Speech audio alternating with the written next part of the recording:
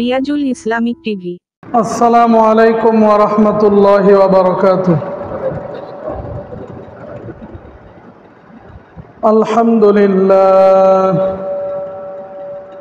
আলহামদুলিল্লাহ নাহমাদুহু ওয়া নাস্তাঈনুহু ওয়া নাস্তাগফিরুহু ওয়া নু'মিনু বিহি ওয়া নাতাওয়াক্কালু আলাইহি ونعوذ بالله من شرور أنفسنا ومن سيئات أعمالنا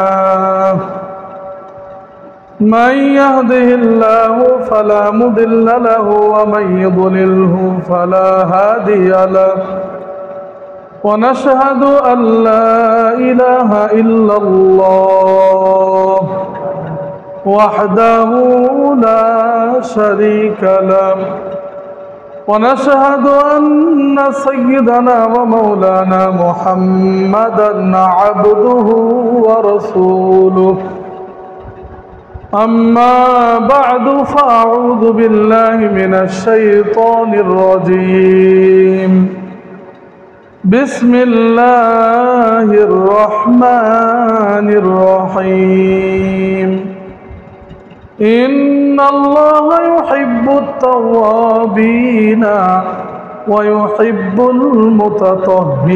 المتطهرين صدق الله العظيم وقال رسول الله صلى الله عليه وسلم التائب حبيب الله أو كما قال عليه النبي الصلاة والسلام وقال رسول الله صلى الله عليه وسلم التائب من الذنب كمن لا ذنب له أو كما قال عليه النبي الصلاة والسلام وقال تعالى في شان حبيبه إن الله وملائكته يصلون على النبي يا أيها الذين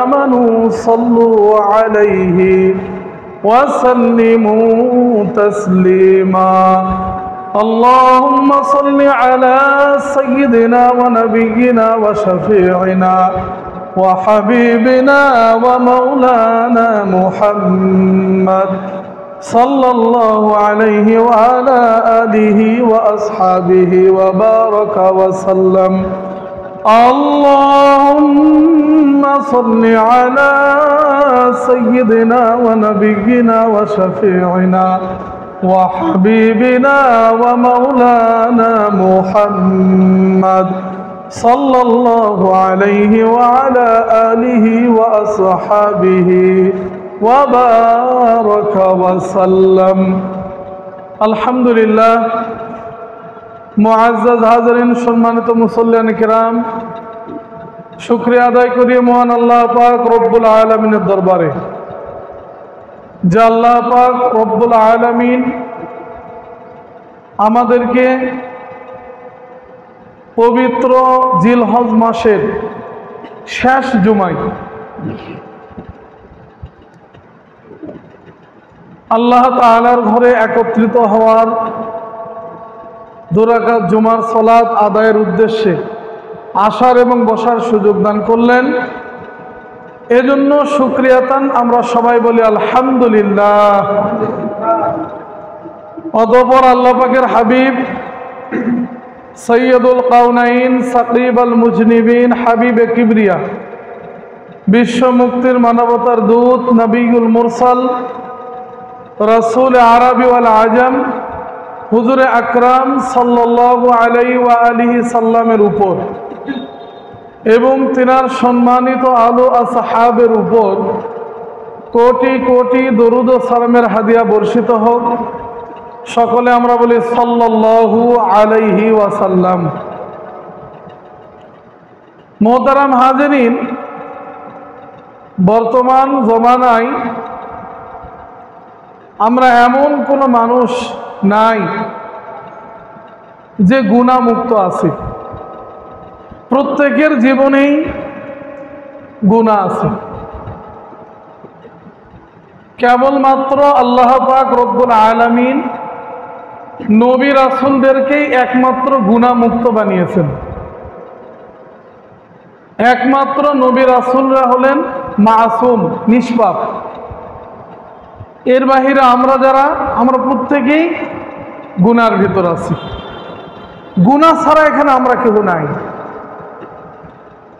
আমাদের প্রত্যেকটা দিন রাত্র কাজকর্মের মাধ্যমে বিভিন্নভাবে আমরা গুনাহের ভিতরে আছি।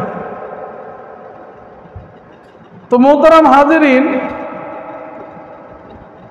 গুনাহ তো আমাদের আছেই, আমরা তো গুনার ভিতরে আছি।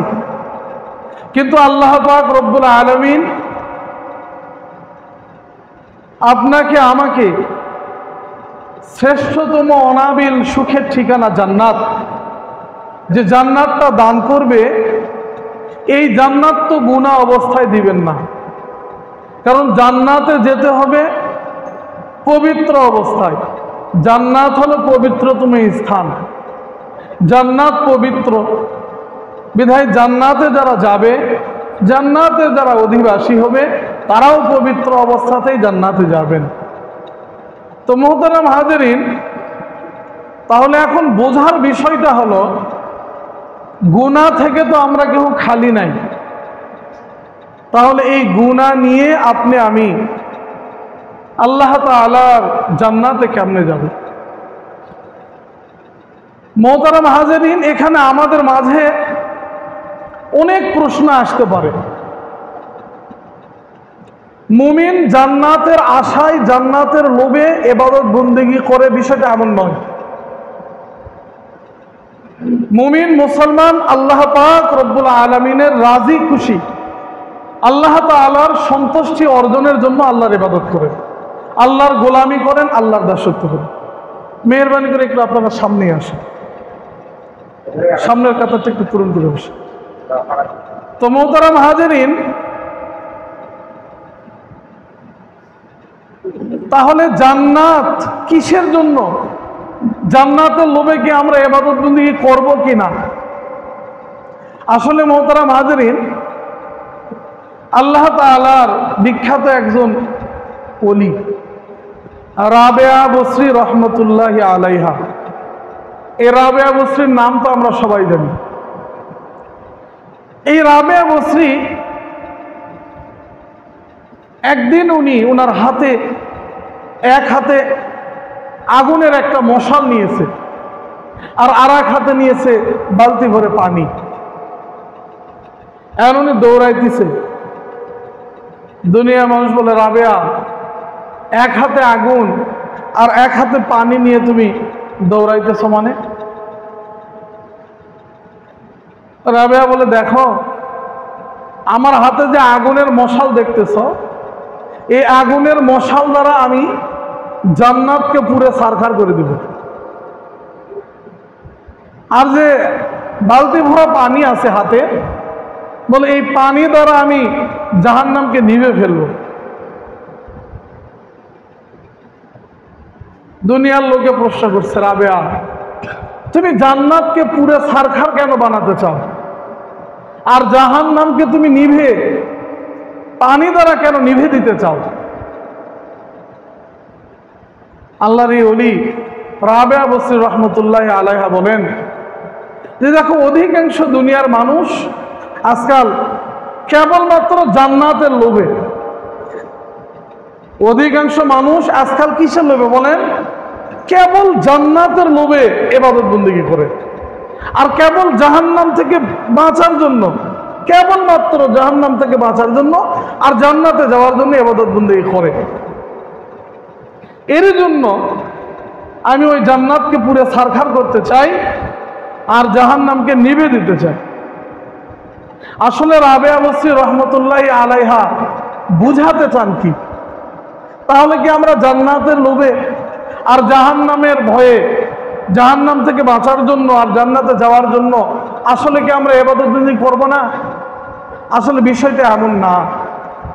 বিষয়টা হলো যে রাবেয়া বসরি রহমতুল্লাহি আলাইহা বুঝাতে চান যে, হে দুনিয়ার মানুষ, তোমরা যারা আল্লাহকে বিশ্বাস করো, যারা মুমিন মুসলমান, তোমরা আল্লাহ তাআলার সন্তুষ্টি অর্জনের জন্য, আল্লাহকে রাজি খুশি করার জন্য আল্লাহর ইবাদত করো, আল্লাহকে মুহাব্বত করে আল্লাহর ইবাদত করো। যদি আল্লাহকে রাজি খুশি করার জন্য, আল্লাহকে সন্তুষ্ট করার জন্য, আল্লাহর ভালোবাসায় যদি তোমরা ইবাদত বন্দেগী করতে পারো, তাহলে এটা হবে প্রকৃত ইবাদত। আর এমন প্রকৃত ইবাদত গুজারি মানুষদেরকে আল্লাহ পাক রব্বুল আলামিন খুশি হয়ে জান্নাত দান করবেন আর জাহান্নাম থেকে মুক্তি দিবেন। বলেন সুবহানাল্লাহ।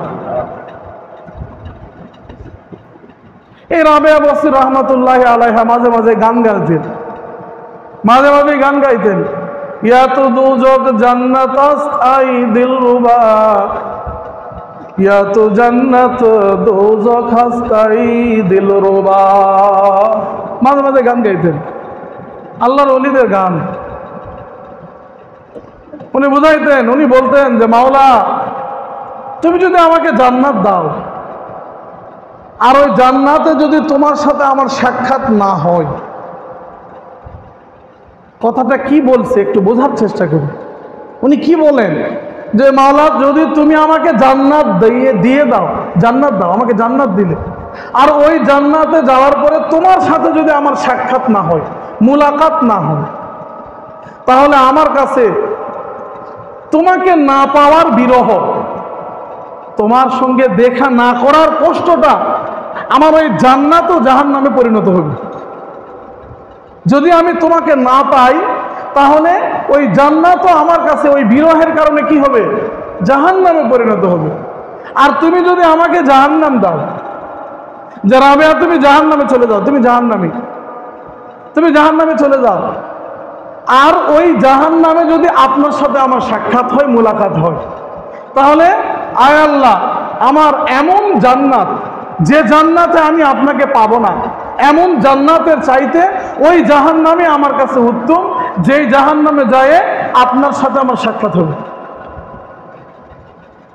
এগুলো হলো আল্লাহর সাথে প্রকৃত ভালোবাসা। যারা আল্লাহকে পাওয়ার জন্য, আল্লাহর ভালোবাসার জন্য সবকিছু করতে পারে, কেবলমাত্র জান্নাত আর জাহান্নামের জন্য নয়, প্রকৃত অর্থে আল্লাহকেই একমাত্র রাজি আর খুশি করার জন্য। তো মুহতারাম হাজিরিন, আমরা যে কথাটা বলতেছিলাম যে জান্নাতে তো আমাদের যেতে হবে, আর জাহান্নাম থেকে আমাদের মুক্তি লাভ করতে হবে। তো আমরা যে জান্নাতে যাব আর জাহান্নাম থেকে মুক্তি চাবো কেন? কারণ জাহান্নামীরা কখনো আল্লাহর সাথে সাক্ষাৎ করতে পারবে না। জাহান্নামীরা জাহান্নামে যাওয়ার পরে, জাহান্নামী হওয়ার পরে আর আল্লাহর সাথে তার কি হবে না? সাক্ষাৎ লাভ হবে না। আর আমরা যে জান্নাতে যাব কেন? বলে জান্নাতীদের সাথে আল্লাহ তাআলার সাক্ষাৎ হবে। এজন্য প্রকৃত অর্থে জান্নাতটা কি? জান্নাতটা মূলত হলো দারুল লিকা হয়, মাকামুর রেজা হয়। যে জান্নাতটা হলো সাক্ষাতের ঘর, সন্তুষ্টির ঘর, যে ঘরে, যে জায়গাতে, যে স্থানে যেতে পারলে আল্লাহ তাআলা আপনার আমার উপর রাজি আর খুশি থাকবে, আর আল্লাহ তাআলার সাথে আপনার আমার কি হবে বলেন? সাক্ষাৎ হবে। এজন্য জান্নাত হলো দারুল লিকা হয়, মাকামুর রেজা হয়, যেটা কি সাক্ষাতের ঘর, মাওলা পাকের সাথে সাক্ষাতের ঘর আর মাওলা পাকের সন্তুষ্টির মাধ্যম। এজন্য আমরা জান্নাতে যেতে চাই।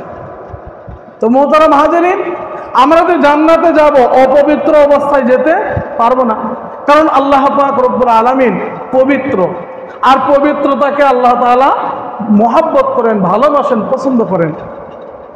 আমি যে আয়াতে কারিমা আপনাদের সামনে তেলাওয়াত করেছি প্রথমেই, এই আয়াতে কারিমার ভিতরে আল্লাহ পাক রব্বুল আলামিন এটাই বলেন, ইন্নাল্লাহা ইউহিব্বুত তাওয়াবিন ওয়া ইউহিব্বুল মুতাতাহহিরিন, যে নিঃসন্দেহে আল্লাহ তাআলা পুত পবিত্র, আর পুত পবিত্রতাকেই আল্লাহ তাআলা পছন্দ করেন, ভালোবাসেন। তাহলে দুনিয়ার মানুষ, আমরা যদি আজকে অপবিত্রতায় থাকি, তাহলে কি আমরা আল্লাহর প্রিয় হতে পারবো? তাহলে আল্লাহর প্রিয় হওয়ার জন্য পবিত্র হওয়া দরকার। এখন আমরা তো প্রথমেই শুনলাম, একমাত্র পবিত্র, সুপার কোয়ালিটি, এ কোয়ালিটির পবিত্রতা আল্লাহ পাক রব্বুল আলামিন দুনিয়ার জিন্দগিতে যাদেরকে দান করছেন তিনারা হলেন নবী রাসূলগণ। আল্লাহ তাআলা বলেন দুনিয়াতে প্রেরণ করা সমস্ত নবী রাসূলগণ কি পুত পবিত্র, তাদের কোনো গুনাহ নাই, তিনারা মাসুম নিষ্পাপ। আর বাকি আমরা গুনাহগার। কুল্লু বনি আদম খাত্তাউন, সমস্ত আদম সন্তানই কি ক্ষতিগ্রস্ত, গুনাহগার, খতাকার। তাহলে এই যে আমরা তো গুনাহগার, এখন এই গুনাহ নিয়ে কেমনে যাব বলেন? তাহলে আমাদের কি হবে, আমাদের উপায়টা কি হবে? কারণ হাদিসে রাসূলের ভিতর তো আমরা পাইতেছি কি সমস্ত আদম সন্তান গুনাহগার। এটা আমাদের স্বভাবজাত, গুনাহ করা এটা আমাদের স্বভাবজাত। আমাদের ভিতরে মাদ্দা আছে, গুনাহ করার প্রবণতা আছে, আমরা তো গুনাহগার। তাহলে আমাদের উপায় কি হবে? এই জন্য হাদিসের ভিতরে আসছে যে খায়রুল খাত্তাইনা তাওয়াবুন, উত্তম গুনাহগার খাতাকার কারা? বলে যারা মাওলা পাকের কাছে তওবা করে বলেন সুবহান। রাসূলুল্লাহ সাল্লাল্লাহু আলাইহি ওয়া সাল্লাম পুত পবিত্র এবং নিষ্পাপ। এরপরেও আপনি হাদিসের ভিতরে পাইবেন যে আল্লাহর রাসূল সাল্লাল্লাহু আলাইহি ওয়া সাল্লাম দৈনন্দিন প্রত্যহ কমাস কম ৭০ বারের অধিক তিনি কি করতেন? তওবা করতেন। সুবহানাল্লাহ বলবেন না? আল্লাহর রাসূল পবিত্র হওয়ার পরেও রাসূলুল্লাহ কি করতেছেন? প্রত্যহ ৭০ বারের অধিক কি করেন? তওবা করেন। আর আজকাল আপনার আমার জীবনে তওবা নাই। মুহতারাম হাজিরিন, একটু বোঝার চেষ্টা করি, আমরা কিন্তু গুনাহগার, ক্ষতির ভিতরে আছি। যদি এই গুনাহ থাকার পরেও আল্লাহর দয়াতে যদি আপনি আমি জান্নাতে যেতে চাই, যদি আল্লাহর দয়াতে আপনি আমি আল্লাহর অনুগ্রহ পেতে চাই, তাহলে অবশ্যই আপনাকে আমাকে কি হতে হবে বলেন? তওবাকারী হতে হবে। কারণ হাদিসের ভিতরে তো এটাই পাওয়া গেল, খায়রুল খাত্তাইনা তাওয়াবুন, যে যারা তওবা করে এরা হলো উত্তম কি খাতাকার। অপরাধীদের ভিতর থেকে তারা কি উত্তম? যে অপরাধীরা কি করে? আল্লাহর কাছে তওবা করে। তো এই তওবাটা আমাদের শিখতে হবে। আর এই তওবা করতে হবে কি আসলে তওবা? রাসূল সাল্লাল্লাহু আলাইহি ওয়া সাল্লাম পবিত্র হওয়ার পরেও সারা জিন্দেগির নবী রাসূলদের সমস্ত গুনাহ মাফ হওয়ার পরেও রাসূলুল্লাহ সাল্লাল্লাহু আলাইহি ওয়াসাল্লাম কেন ৭০ বারের অধিক তওবা করতেন? রাসূলুল্লাহর জীবনে তো তওবার কোনো প্রয়োজন পড়ে না। কি কথা ঠিক না? নবী রাসূলদের কি তওবার প্রয়োজন পড়ে? তারপরেও কেন নবী রাসূলগণ তওবা করলেন? বিশেষ করে মুহাম্মদুর রাসূলুল্লাহ সাল্লাল্লাহু আলাইহি ওয়া সাল্লাম প্রত্যহ ৭০ বারের উপর তওবা করতেন। কারণ কি?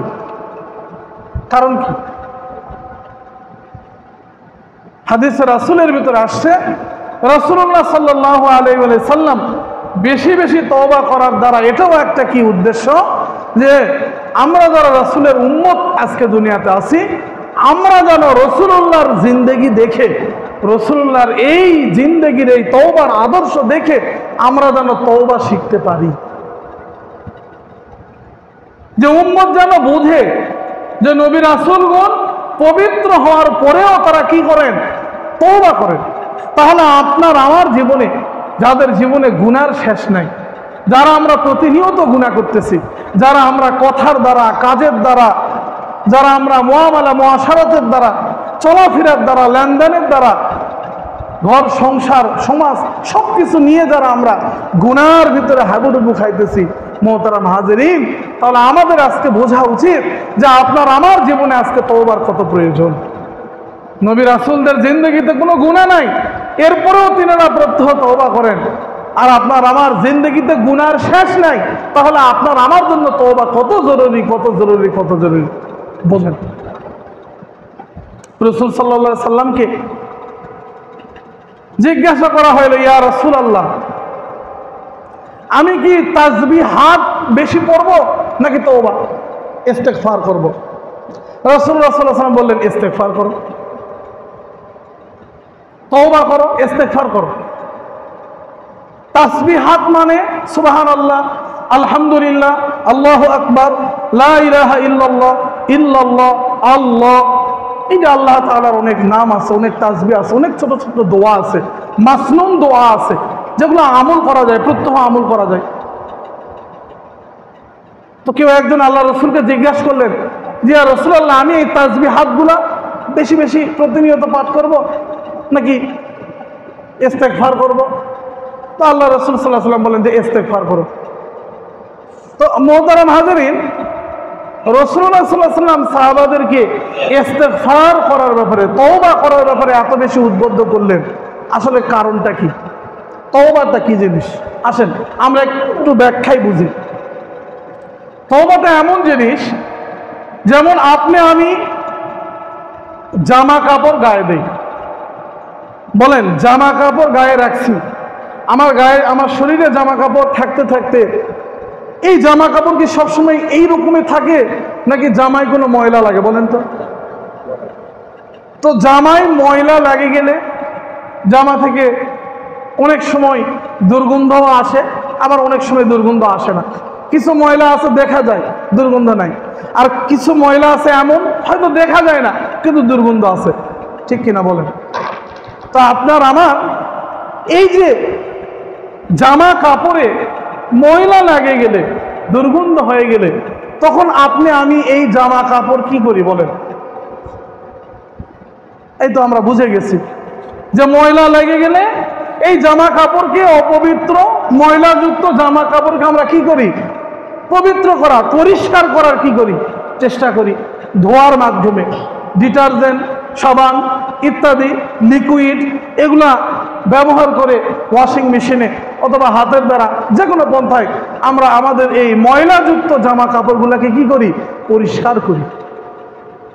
ঠিক মুহতারাম হাজিরিন, তওবা হলো এমন একটা জিনিস, যেমন ময়লাযুক্ত দুর্গন্ধযুক্ত জামা কাপড়কে, ময়লা এবং দুর্গন্ধযুক্ত জামা কাপড়কে যেমন সাবান, ডিটারজেন্ট, লিকুইডের মাধ্যমে পরিষ্কার করা হয়, ঠিক তদ্রূপভাবে চলতে ফিরতে, উঠতে বসতে বিভিন্ন কাজকর্মের মাধ্যমে আপনার আমার দিলের ভিতরে যে গুনাহগুলা লেগে গেছে, যে গুনার দাগগুলা আপনার আমার কলবের ভিতর লেগে গেছে, বলে তওবার মাধ্যমে আপনার আমার এই কলবকে আপনি আমি পবিত্র বানাইতে পারবো। এটারই নাম হলো তওবা। বলেন সুবহান।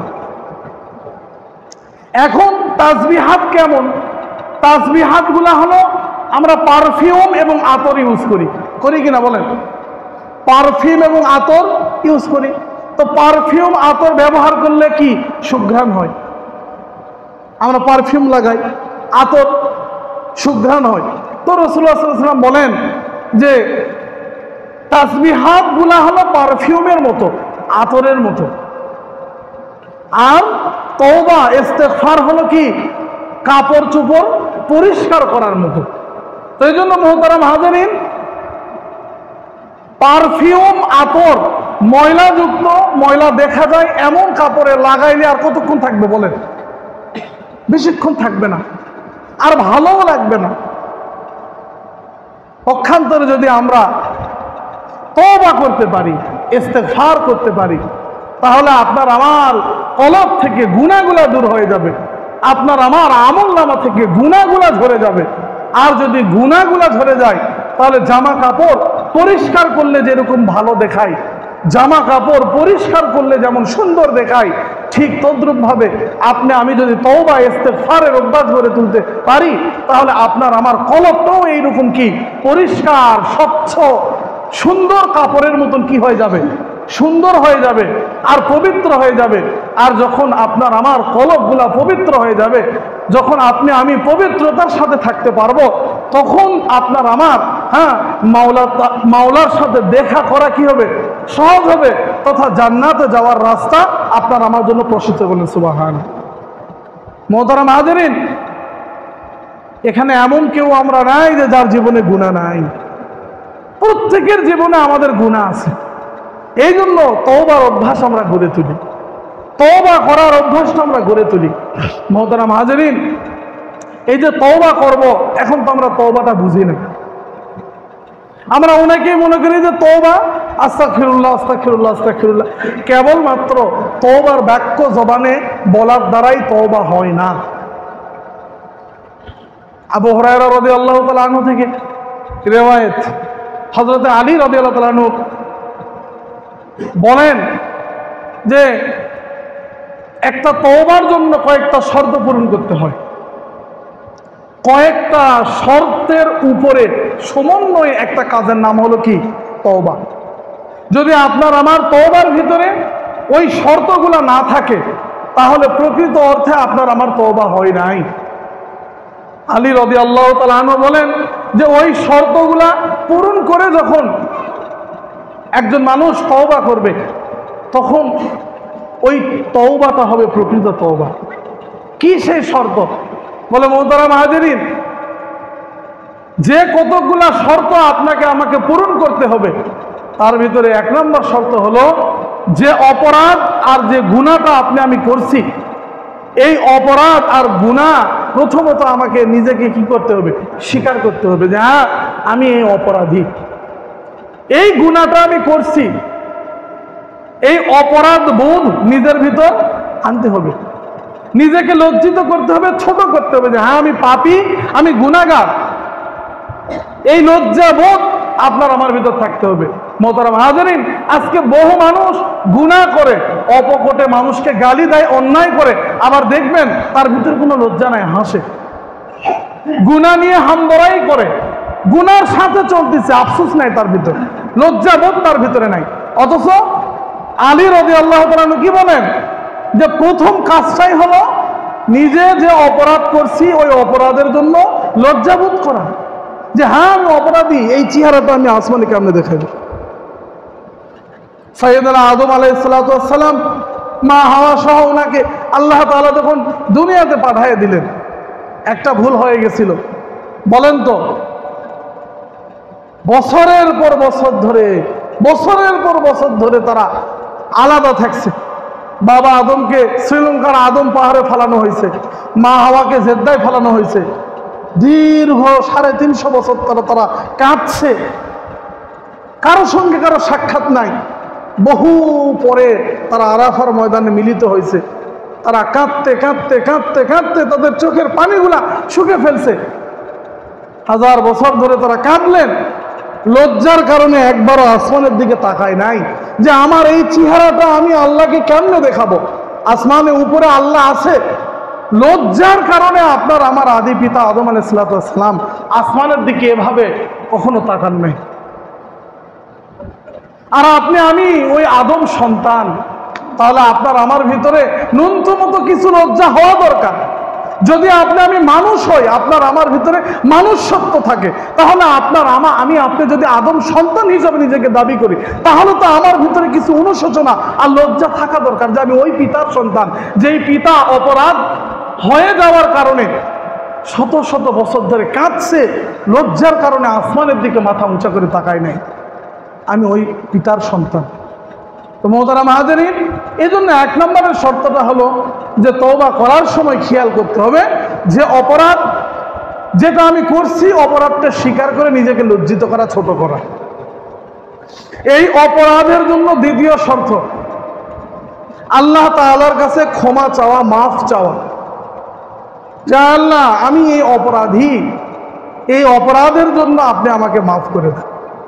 আর অপরাধটা যদি বান্দার সাথে হয়, বান্দা সংশ্লিষ্ট কোনো মানুষ ইত্যাদি কারো সাথে হয়ে যায়, তাহলে সেই অপরাধের জন্য যার কাছে অপরাধ করছি তার হাতে পায়ে ধরে তার কাছ থেকে মাফ নেওয়া।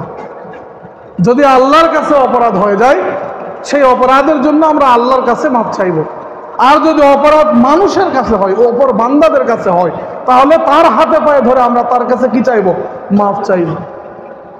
এরপরে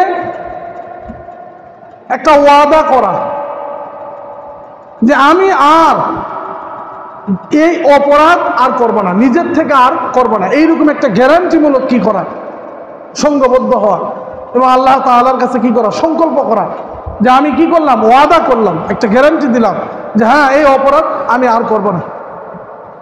যদি একজন মানুষ এই শর্তগুলো আদায় করে তওবা করে, তাহলে হযরত আলী রাদিয়াল্লাহু তাআলা আনহু বলেন যে এটা হলো কি প্রকৃত তওবা।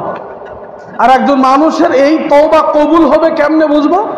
বলে একজন মানুষের এই তওবা কবুল হবে তখন বোঝা যাবে যখন মানুষ এই রকম শর্ত অনুযায়ী তওবা করার পরে ওই তওবার উপরে অটল থাকে, অবিচল থাকে, আর পুনরায় ওই অপরাধ করে না, আর পুনরায় কি ওই অপরাধ আর করে না। তাহলে বোঝা যাবে যে হ্যাঁ, আমার তওবাটা আল্লাহ তাআলা কি করছেন? কবুল করছেন। মোহতারাম হাজিরিন, এই জন্য তওবা আমাদের এইভাবে করতে হবে, প্রতিনিয়ত তওবা আমাদের শিখতে হবে এবং তওবা শিখে উত্তম পন্থায় উত্তমভাবে তওবা করতে হবে। কারণ যদি তওবা না করে তাহলে কিন্তু ধরা খাই যাব।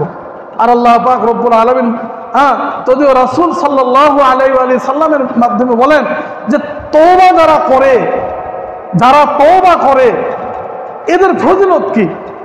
আল্লাহ রাসূল সাল্লাল্লাহু আলাইহি ওয়াসাল্লাম বলেন যে তওবাকারীরা আত-তাইবু হাবিবুল্লাহ। আল্লাহ রাসূল বলেন যে তওবাকারীগণ হলেন আল্লাহ তাআলার বন্ধু, দোস্ত। বলেন সুবহানাল্লাহ। বনি ইসরাইলের সংক্ষিপ্ত 2 মিনিট লাগবে। বনি ইসরাইলের দুইজন মানুষের হেকায়েত। দুই বন্ধু একসাথে চলাফেরা করত। একজন বন্ধু আল্লাহর ইবাদত করত আর একজন করত না। যে আল্লাহর ইবাদত করত সে প্রতিনিয়ত বলতো, দোস্ত ভালো হয়ে যা, ভালো কাজ কর, অন্যায় করিস না, তাকে ভালোর জন্য বলতো। কিন্তু বন্ধু ভালো কাজ করতো না, বলতো আরে যা যা, তোর কাজ তুই কর, আমার কারণ আমি করি। এক সময় ভালো বন্ধু তার খারাপ বন্ধুকে বলে দিল যে তুই কি বদলাবি না, শুধরাবি না, ভালো হবি না, যা, তুই কোনোদিন জান্নাতে যেতে পারবি না। এইভাবে বলে দিল যে তুই কোনোদিন জান্নাতে যেতে পারবে না। তো জান্নাতে তুই কোনোদিন যেতে পারবি না, কারণ তুই তো ভালো হবে না, ভালো হওয়ার নয়, তোর ভিতর ভালো হওয়ার লক্ষণ নেই। মোহতারাম হাজিরিন, হেকায়েতের ভিতরে আসছে যে এই দুইজন বন্ধুর ভিতরে আল্লাহ পাক রব্বুল আলামিন তাদের ভিতরে কেমন ফয়সালা করছে। বলে আল্লাহ পাক রব্বুল আলামিন দুজনের ইন্তেকালের পরে যে বন্ধুটা আল্লাহর ইবাদত বন্দেগী করত তাকেও ডাকছে, আর যে আল্লাহর ইবাদত বন্দেগী করতো না তাকেও ডাকছে। ডাকার পরে আল্লাহ পাক রব্বুল আলামিন যে বন্ধু গুনার ভিতরে থাকতো, আল্লাহর যেই বান্দা নাফরমানি করত, নাফরমানি গুনার ভিতরে থাকতো, তাকে বলছে যে যা, আমি আমার দয়াতে, আমার রহমতে, আমার অনুগ্রহে তোর সমস্ত গুনাহ ক্ষমা করে আমি তোকে জান্নাতি করে দিলাম। আর এক বন্ধু যে সবসময় ইবাদত করত আর ওকে ধরে ধরে কথা শোনাইতো, বলতো ভালো হয়ে যা, ভালো হস না, ভালো হতে হবে ইত্যাদি, ভালোই তো বলতো, এটা কি খারাপ কথা? তাকে আল্লাহ পাক রব্বুল আলামিন বলছে যে তুমি জাহান্নামে চলে যাও। এখন এই কথার দ্বারা আমরা কি বুঝলাম? আমাদের আপাতত মনে হচ্ছে যে হাই, ইবাদত করে জাহান্নামে চলে গেল, আর একজন গুনাহ করলো অথচ সে জান্নাতে হলো কেমনে? আর মুহতারাম হাজিরিন, এর ভিতরে একটা বিষয় লক্ষণীয়, সেটা হলো যে আল্লাহ তাআলার দয়া এবং রহমতের উপর কিছু নেই। আল্লাহর দয়া, আল্লাহর করুণা, আল্লাহর রহমতের উপর কিছু নাই। আল্লাহর যেই বান্দা ইবাদত করত, এটা খারাপ না, এটা তো ভালো, কিন্তু ইবাদতের পাশাপাশি যে ইবাদত করে না তাদের প্রতি তার কি আছে? ঘৃণা আছে, ঘৃণা। এবং সে অপকটে বলতেছে তোরা জাহান্নামী। এটা আল্লাহ তাআলার কাছে কি না? পছন্দনীয় না।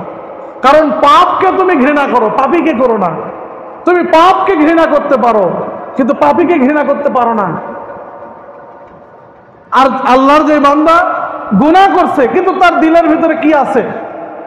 আশা ছিল, তার ভিতরে তওবা ছিল, অনুশোচনা ছিল যে আল্লাহ আমাকে মাফ করবে। হয়তো সে এমন ভাবে তওবা করে নিছে, আল্লাহ তাআলা তার তওবাটাকে কি করছে? কবুল করছে। বিধায় সেই দিন চূড়ান্ত ফয়সালার দিন আল্লাহ তাআলা তার রহমতের দ্বারা, তার রহমতের চাদরে, তার রহমতের কোলে তাকে ঠাঁই দিয়ে তাকে মাফ করে দিছে। কথা ঠিক না? এই জন্য মুহতারাম হাজিরিন, আমাদের তওবা করা দরকার। আসেন আমরা তওবা শিখি এবং তওবার উপর থাকি। রাসূল সাল্লাল্লাহু আলাইহি সাল্লাম তাসবিহাত এবং তওবা দুইটার মাঝখানে বলেন যে তোমরা তওবা করো। আমরা তওবাও করব এবং তাসবিহাতগুলোও করব, কারণ তওবা আমাদের পরিষ্কারের কারণ, আর তাসবিহাতগুলো আমাদের কি পারফিউম এবং আতরের কারণ। কাজে আল্লাহ পাক রব্বুল আলামিন আমাদের প্রত্যেককে এই কথাগুলো বুঝে শুনে মুখলেসভাবে খাঁটিভাবে তওবা করার তৌফিক দান করুক। সকলে বলে আল্লাহুম্মা আমিন।